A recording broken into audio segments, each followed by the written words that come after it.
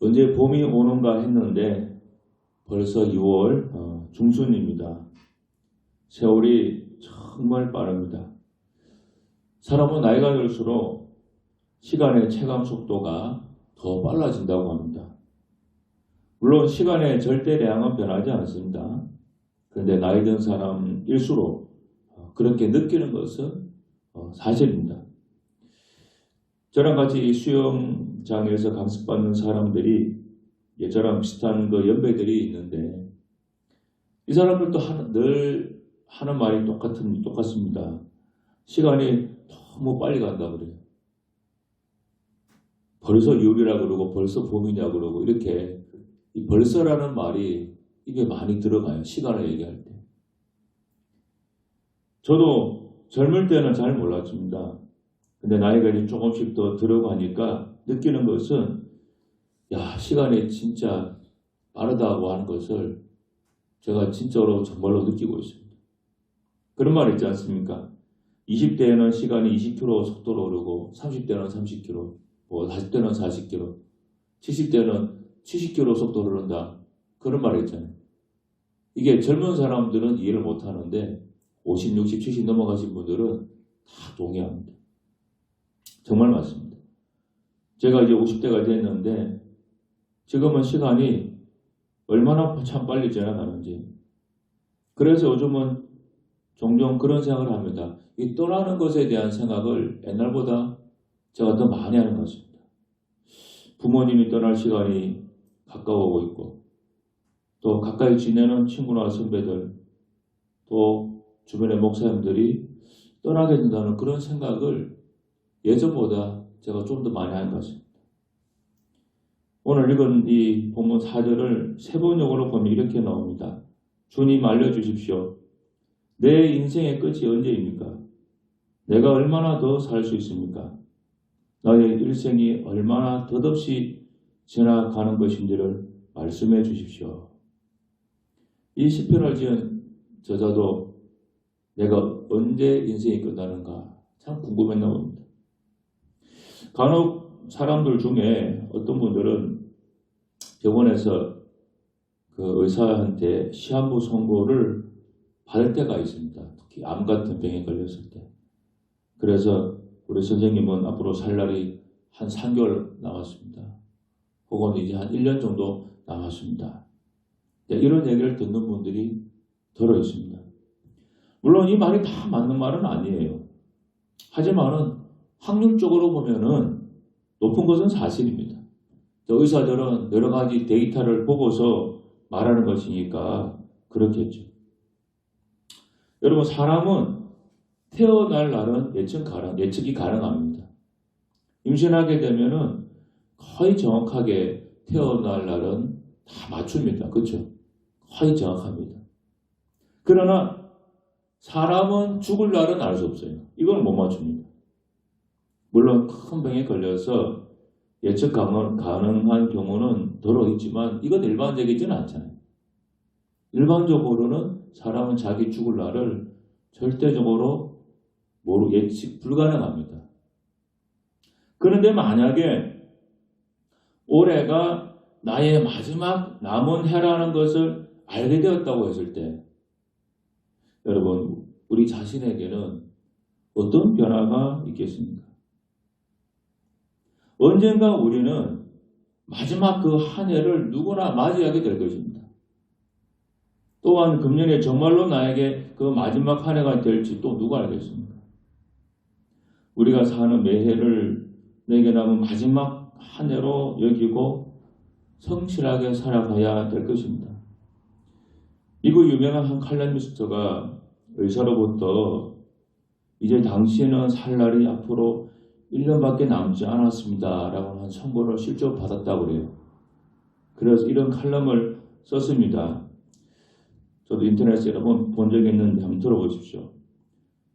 나는 더 자주 친구들을 저녁 식사에 초대하겠고 그래서 우리 집 카페트가 더러워지고 소파가 탈색되는 것을 개의치 않겠다. 그리고 늙으신 부모님 말씀 듣기를 귀찮아하지 않고 좀 더 귀담아 듣겠다.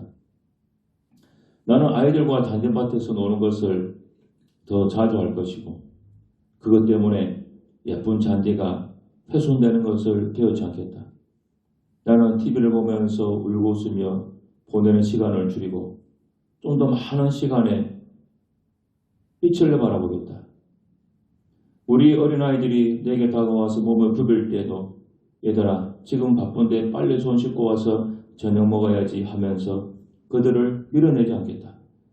내게 좀 더 시간이 주어진다면 나는 정말 그것을 소중하게 사용하고 헛되이 버리지 않을 테인데 누가 나를 싫어한다거나 누가 뭘 많이 가졌다거나 누가 뭘 어쨌다거나 관계없이 즉 그의 사회적 신분, 지위고와 소유의 유무, 내 성향에 그가 싫고 좋은 후에 관계없이 나와 관계된 모든 사람을 소중하게 여기고 나는 그들을 사랑할 것이다. 자, 이제 1년 사형 선고 받은 분이 쓰는 글이에요. 여러분 손이 많이 오면은 외국은 다 카페트니까 어떻습니까? 카페도 더러워지죠. 뭐 먹다가 음식 걸리면 치워야 되죠. 막 귀찮잖아요. 그러니까 어떤 때는 손님 오는 게 싫을 수 있어요. 그런데 자기가 1년밖에 안 남았다고 하니까 이제 뭐 카페트 좀 더러워지는 게 뭐가 되주냐. 아이들이 막 놀다가 잔디 잘 깎아놨는데 잔디 다 파여가지고 잔디 좀 망가지는 게 뭐가 문제냐. 그렇게 되더라고요. 우리가 최후의 시간을 맞이하게 되면은 정말로 의사로부터 6개월, 1년 남았다고 하는 말을 듣게 되면은 내가 평소에 소중하게 여기던 것과 소중하게 여기지 않고 살아왔던 것들이 다 뒤바뀌게 됩니다. 오늘 내가 평소에 소중하게 여기고 쫓아가던 모든 것들도 그때가 되고 그 시간이 되면은 허무한 것들로 다 판명이 납니다. 또 오늘 내가 별로 소중하다고 생각하지 않았던 것들이 죽음을 대면하게 되면은 그것이야말로 정말로 소중한 것이었구나. 뒤늦게 깨닫게 된다고 하는 것입니다. 2008년 중국에서 큰 지진이 일어났었습니다. 우리나라 주소에도 나왔었습니다. 그때 한국 학생 5명이 월홍에 있는 판다 보호구역에 그 관광을 마치고 청도로 돌아가는 길에 지진이 난 겁니다. 그 일대에. 그래서 갑자기 산 위에서 막 어마만큼 바위들이 막 굴러내리고 돌덩이가 산에서 굴러오니까 막 비처럼 흘러내리고 난리가 났습니다. 그 차량을 정지시키니까 산 위에서 쏟아진 흙과 바위 때문에 떠밀려 차가 3m 아래 계곡으로 떨어졌습니다. 간신히 그 굴러 떨어진 차 속에서 빠져나온 이 사람들이 막 바위와 돌덩이를 피해서 막 사방으로 도망을 가고 뛰어갔습니다. 정말로 액션 영화에서나 볼 것 같은 그냥 머리 위로 바위가 떨어지는 뭐 인디아나 존스처럼 그런 일들이 자기 눈앞에서 펼쳐진 거예요. 그래서 이들은 죽기 살기로 그 산을 1km 이상 뛰어서 내려가면서 도망가다가 발전소 옆에 작은 동굴을 발견했습니다. 그걸 동굴로 피난했는데 그 동굴에 가보니까 벌써 현지 주민들 한 10여 명이 피난해 모였었습니다. 근데 저녁이 되니까 너무 추웠어요. 그래서 주변에 나뭇가지를 모아서 이제 불을 피워서 몸을 녹였는데 나중에는 뭐 나무가 없으니까 가지고 있던 옷도 막 태우고 그래서 마지막에는요 뭘 태웠는가 하면은 자기들이 가지고 있는 돈도 다 태웠다 그래요. 왜 지금 너무 추워 사람 지금 죽기 일보 직전인데 지금 뭐 돈이 뭐가 되십니까? 죽으면 돈도 다 필요 없잖아요. 그러니까 뭐 불에 탈 만한 것은 뭐 돈이가 뭐고 전부 다 집어넣고 태웠다는 거예요. 여러분 돈이 얼마나 중요합니까? 돈 때문에 죽고 살고 울고 웃고 여러분 그렇게 사는 세상이잖아요. 그런데 죽음 앞에서는 돈도 태울 수밖에 없다고 하는 거죠. 그게 그렇게 의미가 있지 않아요. 살아있을 때나 돈의 의미가 있지 죽음이 내 코앞에 있으면은 돈이라고 하는 것은 사실 의미가 없습니다. 세계적인 부흥사였던 우리 빌리 그레이엄 목사님 그분이 돌아가서 생전에 이런 질문을 받았다고 그래요. 목사님이 지금 많이 연로하신데 만약에 목사님이 중년을 다시 살게 되었다고 가정하면은 그때는 지금과 달리 살고 싶으신 것이 있습니까? 그렇게 물었습니다. 그때 빌그라 목사님이 이렇게 대답했다고 합니다. 제가 만약에 중년으로 돌아간다면은 연구를 더 많이 하고 기도를 더 많이 하고 여행을 좀 집회를 좀 더 작게 다니고 집회 약속도 좀 적게 잡을 것 같습니다. 제가 제 삶을 다시 살게 된다면 기도와 묵상을 좀 더 많이 하고 주님과 사랑의 교제를 더 많이 하며 좀 더 깊이 영혼을 묵상하며 살 것 같습니다. 이렇게 대답했어요. 훌륭한 믿음의 삶을 가진 이 목사님도 자신의 인생의 마지막 순간에 돌아보니까 자기가 좀 더 영혼을 생각하면서 살지 못했던 것 같다. 그런 마음이 들었다는 거예요. 너무 분주하게 살고 물론 목사 일을 한 거지만 너무 분주하게 살다 보니까 믿음에 대해 생각 잘 못하고 영원한 세계 생각을 못하고 그냥 바쁘게만 살아왔다는 거예요. 오늘 많은 사람들 이렇게 살지 않습니까? 내가 교회를 다니고 있지만 우리 일주일간의 삶을 돌아보면 너무 살아가는데 정신없어서 우리의 믿음의 삶, 영원한 세계를 그냥 문득문득 잊고 살 때가 많이 있는 것 같습니다. 남유다 히스기야 왕은 이사야 선지자를 통해서 하나님으로부터 너는 병들어 죽을 것이고 다시 회복하지 못할 것이다 라고 하는 그런 어떤 사형 선고를 받습니다. 히스기야가 갑작스러운 사망 선고를 받고 나니까 아주 준비가 덜 됐는지 하나님께 좀 살려달라고 그랬어요. 그래서 간절히 기도해서 어쨌든 살아났습니다. 그리고 그 이후에 15년을 더 기적적으로 살게 됩니다.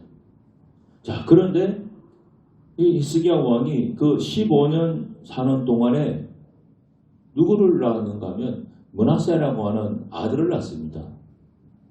그런데 이 므낫세는 누굽니까? 남유다 역사상 가장 악독한 왕으로 하나님을 거역하는 왕이 됩니다. 남유다가 하나님의 진노로 바빌론에 포로가 된 이 배경에는 므낫세의 우상 숭배로 인해서 하나님이 진노하신 이것이 가장 중요한 원인 중에 하나입니다. 성경에 그렇게 기록되어 있습니다. 그러니까 므낫세가 태어나지 않았더라면 사실은 더 좋았을 거예요.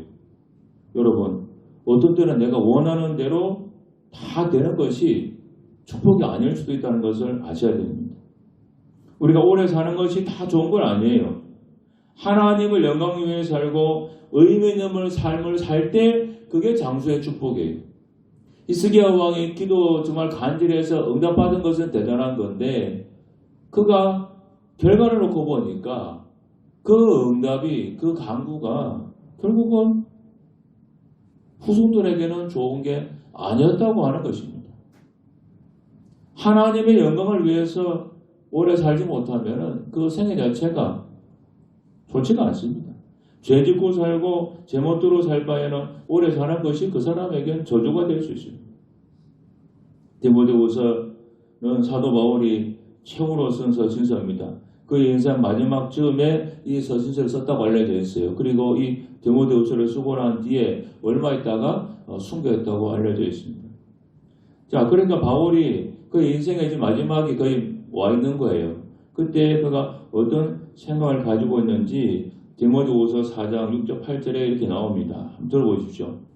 나의 떠날 시각이 가까웠도다. 나는 선한 싸움을 싸우고 나의 달려갈 길을 마치고 믿음을 지켰으니 이제 후로는 나를 위하여 의의 면류관에 예배되었으므로 주 곧 의로우신 재판장이 그날에 내게 주실 것이며 내게만 아니라 주의 나타나심을 사모하는 모든 자에게도니라. 그러니까 사도 바울은 자기 인생이 정말 주님 안에서는 잘 살았고 그리고 내가 조금 후에 하나님 만날 준비가 다 되어 있다. 그렇게 말합니다. 준비 끝냈다는 거예요. 여러분, 이것이 우리가 가져야 할 자세입니다. 우리도 사도 바울처럼 내가 내 인생 잘 마쳤다.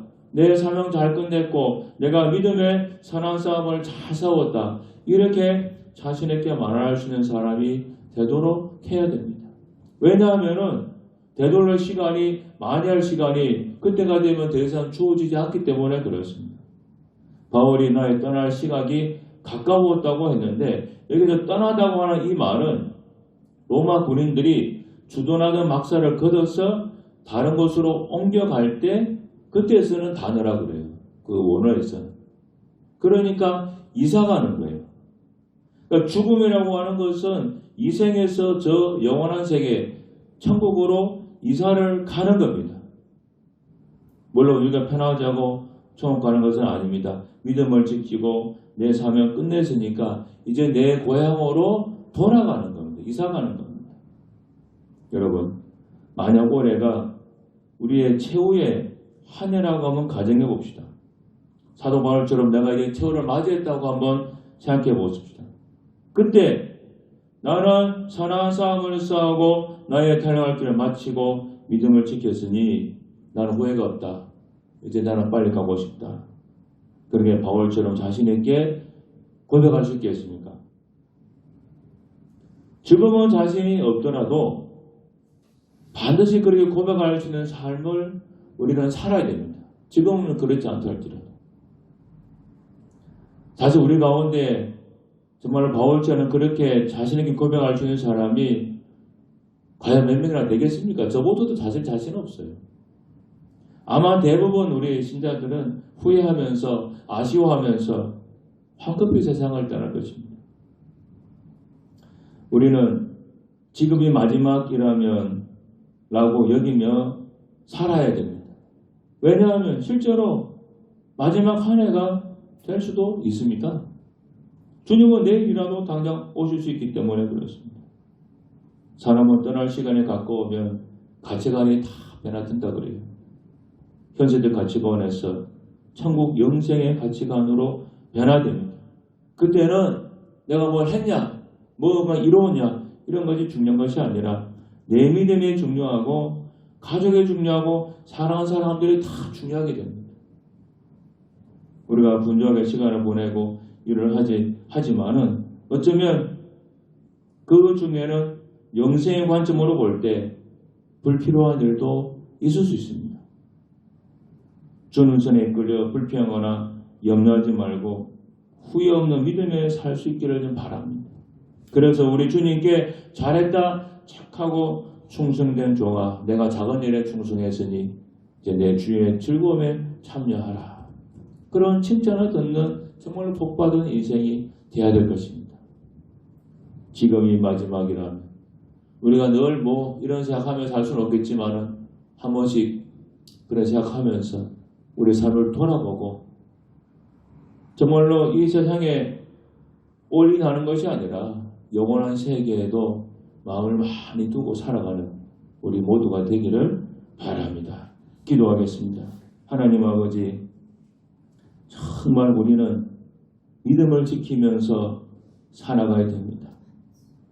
뭐가 중요한지, 뭐가 중요하지 않은지 잘 분별해서 꼭 중요한 일, 꼭 필요한 일, 거기에 우리 마음을 쓰고 힘을 쓰고 살아가는 저희들 되게 하여 주옵소서.